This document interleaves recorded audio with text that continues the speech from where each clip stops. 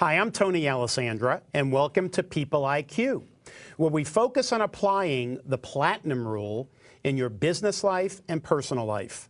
The Platinum Rule is simply treating people the way they want to be treated. It's the modern-day version of winning friends and influencing people. Now, joining me today is my good friend, Scott Zimmerman. Now, Scott and I recently co-authored a book titled The Platinum Rule for Selling. And today, we're going to discuss how behavioral adaptability will help you make more sales with less effort. Welcome, Scott. Thank you. What led you to the Platinum Rule? It was really some struggles I was having in my sales career. I've always been in sales, and I've always sold since I was about 24 years old. And up until recently, I always did really, really well. And about 5 years ago, there was a change in my business and my career. See, I used to sell low-cost, low-dollar, low-trust products and services. And as my business evolved, I went from selling low-cost items like graphic design, brochures, printing, and we invented a new product that was high-trust technology. It was expensive, required a lot of learning, and a lot of trust for someone to invest that money with my company. Well, my selling style that I'd learned from day one started working against me. What happened was, I guess I have a tendency to talk too fast, especially when I'm nervous or excited, probably like right now. Yeah, and sometimes you talk too much, but that's a whole other story. That's the kettle calling the pot black. Okay.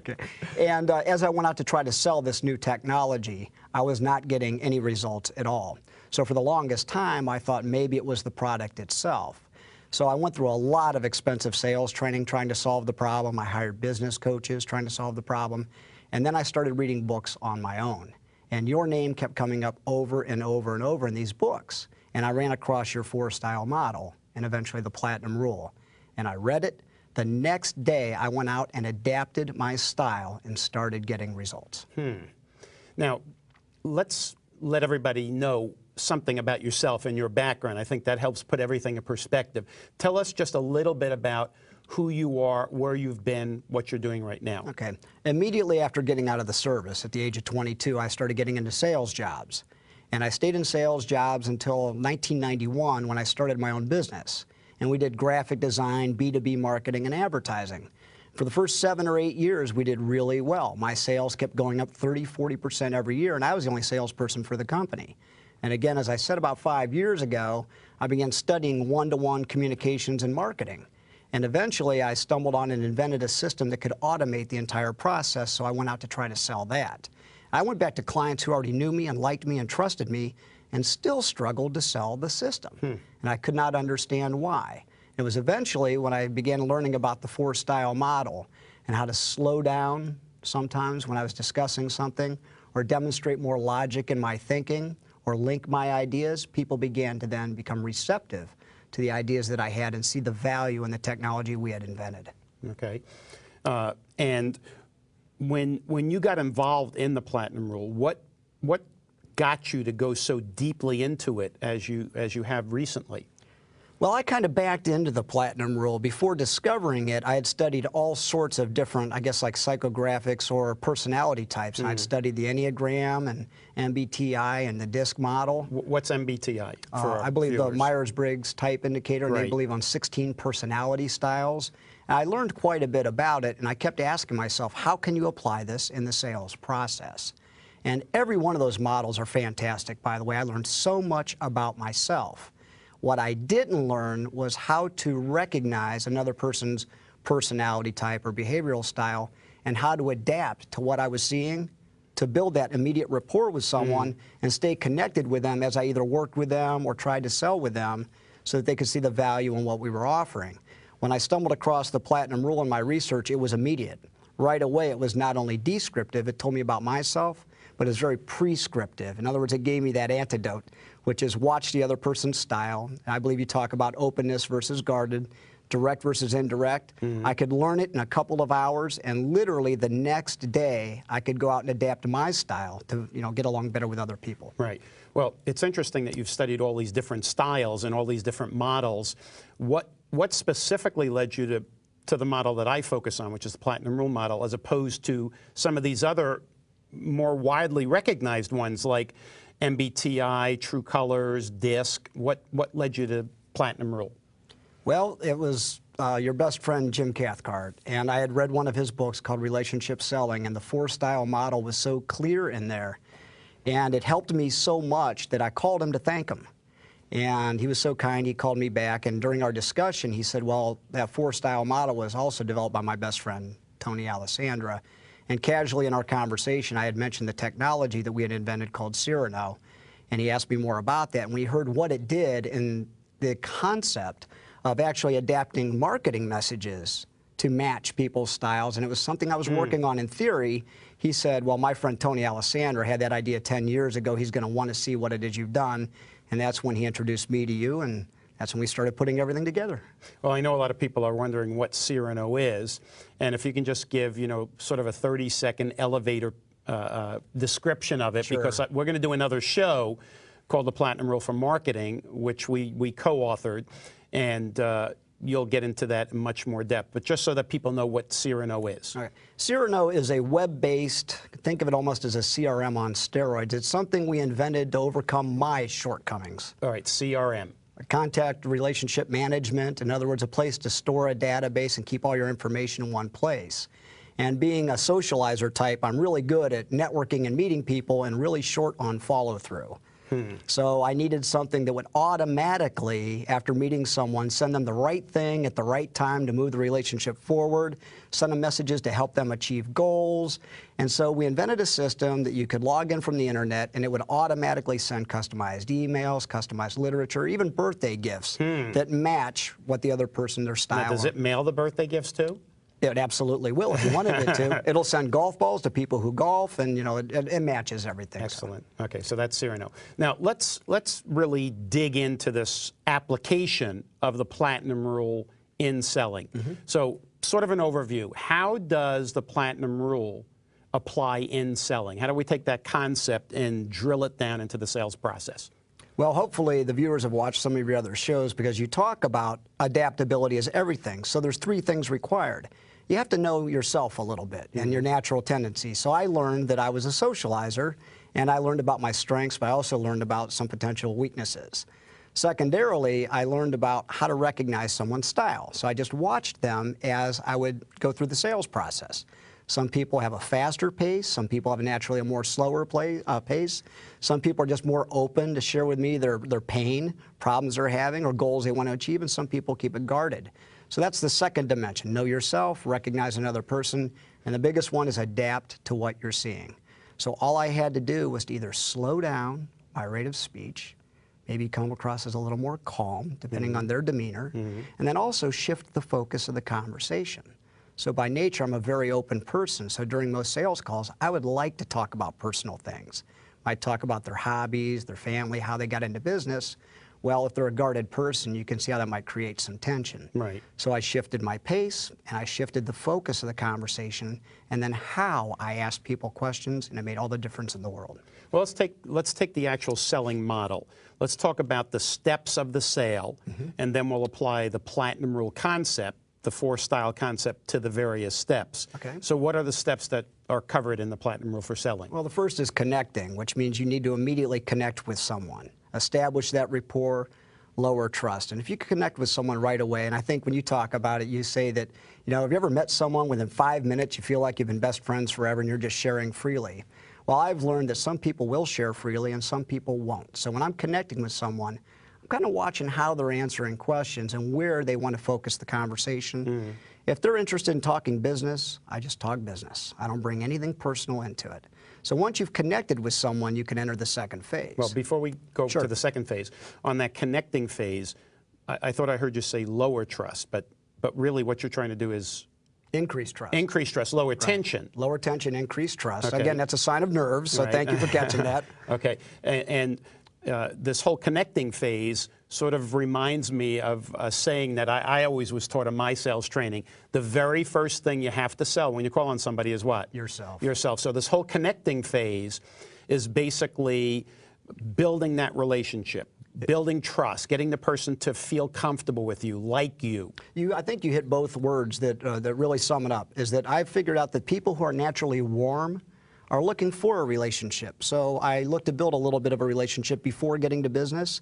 Some people are a little more cool or a little more standoffish, and so then I go trying to build credibility and trust. Not so much a relationship, but I keep it business-like, and I might talk about some things that have some credibility behind it. Again, showing logic in my thinking. Okay, so first step is connecting. Next step. Exploring.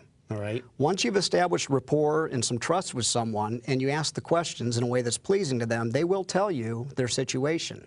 So you're looking for ways that you can either solve problems for them or ways that you could improve their situation. And so by asking questions in a way that's pleasing to the other person, you begin exploring their situation. You're trying to see the world the way they see it. Problems they may be having in their business. And by the way, I'd like to interject that when I'm exploring with someone, I'm never thinking about selling them anything. I'm thinking about all the resources I have at hand that could help them, even if it's not related to something that I sell. So as I'm exploring with them, they may bring up something totally unrelated to marketing or sales or business growth. But in the back of my mind, or I make a note, it could be time management. Well, guess what? I have friends I could send them. I have articles I found I could send them. So I'm looking for things that I can help them with, because it's all about helping another person. So helping instead of selling. That's exactly right. And in this whole exploring needs, you're looking for problems that you can help them solve, or Need gaps. need gap. A need gap is the difference between what a person's doing right now and what they should or could be doing. The smaller the need gap, if a person doesn't see a lot of change between what they're doing right now and what they could or should be doing, no need to change what they're doing, right? But that brings in the second T of the two T's of selling that we always talk about, trust and timing. Okay. And so while exploring with someone, more times than not, I'm in the right place but at the wrong time. So if there's really a very small need gap, I just say to myself, no problem, there's no need here today. I'm not going to push this any further. So what I'm going to do is table the conversation, stay in contact with them in a meaningful way, and come back in a few months, 6 months. Something might change. The need gap might widen. Maybe they become more educated about something and they see the value in it. So that's how I've learned to relax during my sales calls, that I know that more often than not, I'm in the right place at the wrong time, and I just need to stay in touch with them so that when I come back to them, we can explore again and see if anything else has changed. Okay. So it's a whole attitude in exploring needs, a whole attitude of helping instead of selling. Yes. A whole attitude of finding problems before you can help solve a problem. Is that right? And in this period of time where if you find that there is no need, how do you stay in touch with them? Well, that was a loaded question, but I personally, that's why I needed Cyrano, is because I needed something that would match messages to what they were interested in, how they wanted to receive information, so that I could stay in meaningful contact over a long period of time. And if I may, could I go back just a little bit and clarify something? All right. I learned through other sales models and selling systems, and by the way, I recommend people learn as many as possible. You'll start seeing patterns and differentiators. But I've learned to approach people almost like a doctor would. I'm not interested in selling MRIs or splints or aspirin. I'm really interested in finding out what your pain is and if I can help you. And by taking that, I guess, objective, stand-back approach, which has I have no emotional investment in what we discover, then I found my whole demeanor came across as a lot more relaxed, more professional, and people didn't say he's trying to sell me, he's trying to help me. Well, you're coming across more as a consultant, Absolutely. a counselor, so to speak. Yes. And how often do you stay in touch with them during this period where you did not discover need until the time where maybe you're called back in and you do the exploring needs again? It varies. I've learned to ask a very good question of everyone that I meet, which is, I plan on finding a way to service you until I retire, and hopefully that's 20-some years away. And so I would just like to know how and how often would you like for me to stay in contact with you until you think there might be a way I can help you? And they'll tell me. What kind of answers do you hear? As often as you would like. What is it you wanted to send me? So eventually, or immediately, they'll go right into a question, which is, well, what were you going to send me? Is it just information? And I might say, absolutely not. You know, I might go find articles or ideas that will help you grow your business or help you solve other problems. So could we talk about that a little bit? Interesting. And their whole posture changes, which is, how are you going to do that, or you'll do what? And I'm genuinely sincere about it. Tell me a little more about what you'd like to learn about or some business goals you have, and I'll go find information to help you. And that was probably the best use of Cyrano, which is being able to match information to people who have told you, I'm trying to learn about that. Yeah. And it can do that automatically. Well, a very interesting and refreshing twist to this is that you are not in there just to explore the needs as it relates to your particular product or service. Not at all. You're in there to discover needs for your product and service and beyond. Yes. And it may be months, if not years, before that person does business with you. But sooner or later, do people actually do business with you? Well, not only would they do business with me, but in the meantime, if I explore and find a need unrelated to what I do, I could refer in a trusted colleague. Okay. And that person goes in and solves their problem. Now imagine what that colleague may do for me someday. Interesting. So they have found a need that's immediate where I could fill. And of course, as you know, when you are referred in to a prospect by someone they trust and they have a need, there's not a lot of selling going on. You're really going in there and exploring and collaborating and solving their problem. An interesting side note here is that I could almost see that some of these people, even if they're not buying from you, do any of them refer you to other people? That's been the coolest thing of this whole concept, Tony, is that as I send out things to help people, they have never bought a thing from me. And by demonstrating that I heard them, that I cared about what they said, and that I followed through and took action on it, they will absolutely refer me to other people, and they've never bought a thing. Interesting. Now, here's an interesting thing. You know, in selling, we frequently say that the people who are the best salespeople are the ones who have the gift of gab. The gift of gab, the persuasive, good talkers, good with words. But what I'm hearing you say is that your success has been to transition from that to being good at asking questions and listening. The answer would be yes, with an asterisk. There are some times when, depending on their style, like a socializer, being able to get them a little bit motivated and excited about a concept absolutely works. But what I've found is when to shut it down. And especially when I'm talking to a thinker or a relator, you know, there's an old saying, if you're telling, you ain't selling, and it is true now more than ever. So if I find myself going back to my natural socializer presenter mode, a little voice pops in and says, find a way to ask a smart question and let them tell you what they want. Interesting. And so especially with direct people, socializers and directors, I've learned one thing. Put something in front of them and say, what would you do with that? Because in that moment, I'm the second best salesperson in that conversation. That's good. Good, good, good. All right, so we've talked about two of the phases of the Platinum Rule for selling. The first one was contacting. Second was exploring. What's the next step? Well, we also call contacting also connecting. So you contact and connecting tend to go together. Okay. Contacting is targeting the right prospects, sending them the right things to get you in a selling opportunity. And then once you walk in the door, you immediately connect with that person. Okay. They do tend to go together, by the way. So, you know, contacting / connecting is step one. Step two is exploring needs. Yep. What's the next step? Collaborating. Collaborating together. So now that I've listened to what you're trying to do, and I've listened to, maybe I've found 4 or 5 different needs or ways you'd like to improve, we start working together as a team. It's almost like I move to your side of the desk. Interesting. Yeah, okay. And I say, now look, there's 4 things you said you wanted to solve. And by the way, I can only help with these 2. These other 2, I'm going to get you some other help for.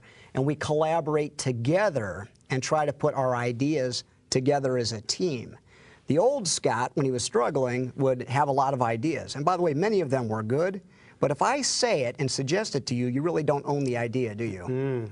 So what I've learned to do is to ask the right questions and kind of walk the dog around the block. And after a while, they'll have that aha moment. They go, wait a minute, we could do this to fix that. And I might say, what a wonderful idea. Let's talk about that.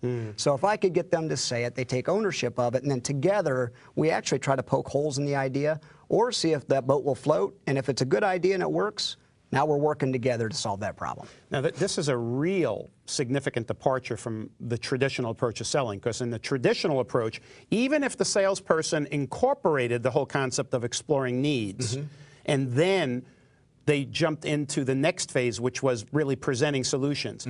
It almost was like in the traditional approach, and yet a successful approach of selling was in exploring needs, the salesperson listens, the customer talks.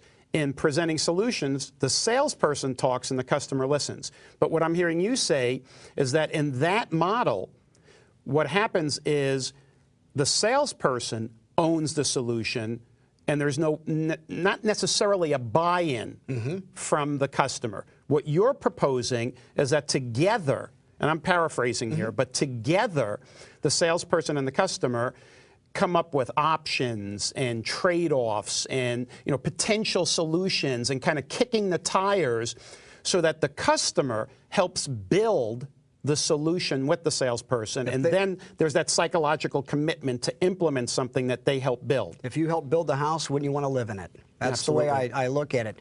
And one of the things, by the way, in this book is really dovetailing off of some of your excellent books on selling. What I liked most about this book is that it talks about how to go through the 5 phases differently based on that person's style. All right, so and I think that's one of the keys. So we're not just in this book, we're not just talking about the whole concept of connecting in general or exploring in general or now even collaborating in general. We are talking about how to apply that to each of the 4 basic patterns. Give me, again, another 30-second overview of the 4 styles that we talk about in the book. Sure. You have the socializer, someone with my natural style who's very animated, expressive, likes to talk. And they're the most, I think, the easiest to sell to because they'll go through the process very quickly. They tend to make decisions spontaneously. So while going through the 5 phases with them, they'll just literally sprint through it with you and they don't even notice that they're doing it. One caution you might have with the socializer, they tend to buy too quickly. And myself, I once bought a car in 30 seconds because, ooh, new and shiny and a stereo. I said, write it up. Well, you can have buyer's remorse if you don't spend more time, and we'll get to the 5th phase, assuring, with that socializer. Now, directors are also what I find easy to sell to, but they used to intimidate me.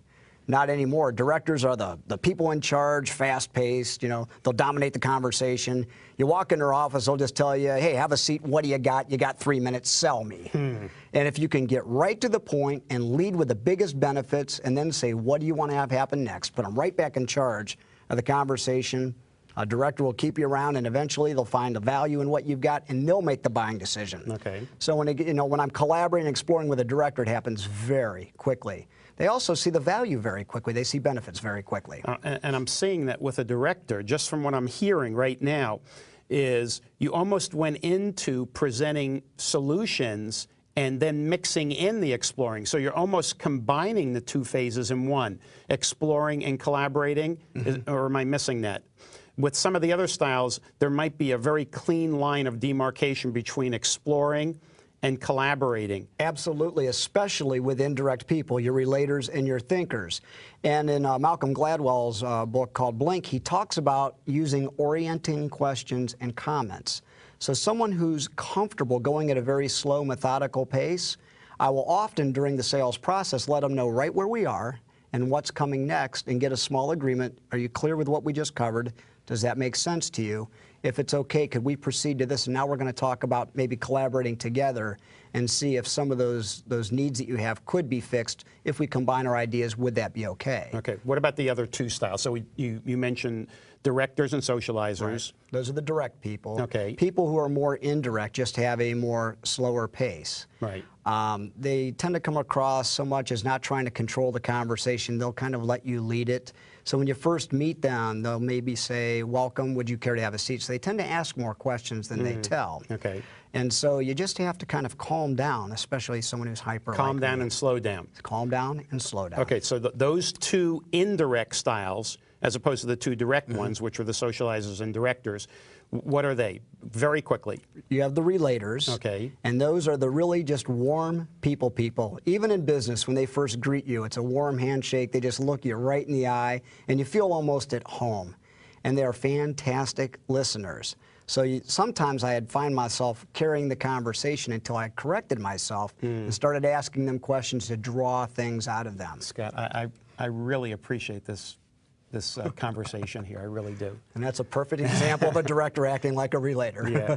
And then the second style is a thinker, which is someone who's indirect, but they're also guarded. Right. Guarded with their thoughts, their feelings, their willingness to share information, even if it would help solve the problem. So with a thinker, you definitely don't want to come across as chummy, the traditional fast-talking salesman, because the more gift of gab you have with a thinker, the less they trust what's coming out of your mouth. Okay, so we have 4 styles. The socializer, director, relator, thinker. The direct people, the faster-paced direct people are the directors and socializers. The slower-paced indirect people are the relators and thinkers. The more guarded, task-oriented people are the thinkers and directors. The more relationship-oriented, open people are the relators and socializers. All right, now we just have a few minutes left, so I want to get the last two phases in. Okay. We've talked about connecting, exploring, collaborating. Right. What's the next step? It's the one that used to scare salespeople that is now gone.